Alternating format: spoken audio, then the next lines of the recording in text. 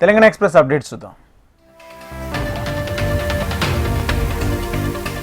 విద్యతోనే సర్వస్వం జయించవచ్చని ఎమ్మెల్యే పోచారం శ్రీనివాసరెడ్డి అన్నారు. కామారెడ్డి జిల్లా బాన్స్వాడలోని ప్రభుత్వ జూనియర్ కళాశాల వార్షికోత్సవం నిర్వహించారు.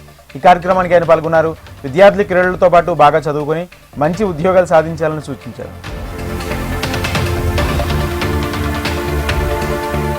ములుగు జిల్లా ఏటూరు నగరంలో రాష్ట్ర స్థాయి 6వ గిరిజన సంక్షేమ క్రీడా పోటీలు నిర్వహించారు. ఈ కార్యక్రమంలో మంత్రి సీతక్క పాల్గొన్నారు.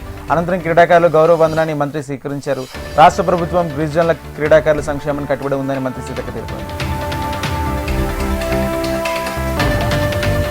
బాసర్ నుంచి భద్రాచలం వరకు గోదావరి నది పరివాహక ప్రాంతాల్లో ఉన్న దేవాలయాలన్నింటినీ అభివృద్ధి చేసేందుకు సీఎం రేవంత్ రెడ్డి ప్రణాళిక సిద్ధం చేశారని మంత్రి పొంగులేటి శ్రీనివాసరెడ్డి అన్నారు. హనుమకొండ జిల్లాలో పర్యటనలో భాగంగా భద్రకాళి దేవాలయంలో జరుగుతున్న మాడవీధుల నిర్మాణ పనులను పరిశీలించారు. అనంతరం భద్రకాళి అమ్మవారిని దర్శించుకుని ప్రత్యేక పూజలు చేశారు.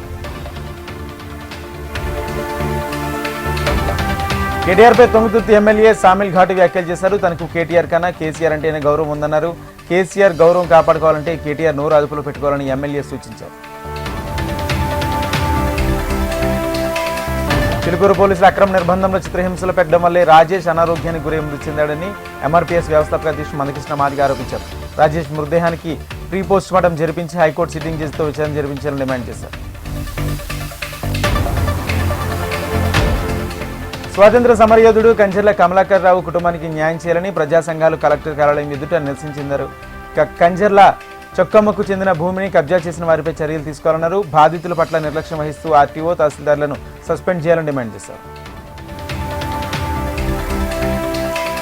మహబూబాబాద్ జిల్లాలోని Lakshmi Prasanna fertiliser festivals seed shop ఎదుట రైతులు ఆందోళన నిర్వహించారు. లక్ష్మీ ప్రసన్న ఫెర్టిలైజర్స్ లో ఒక రైతు గడ్డి మందు కొన్నాడు. మొక్కజొన్న పంటలో పెరిగిన గడ్డికి పిచికారీ చేయగా పంట పూర్తిగా దెబ్బతింది. దీంతో దుకాణదారుని నిలదీగా దురుసుగా ప్రవర్తించారని రైతులు తెలిపారు. షాప్ యజమానిపై చర్యలు తీసుకోవాలని రైతులు డిమాండ్ చేశారు.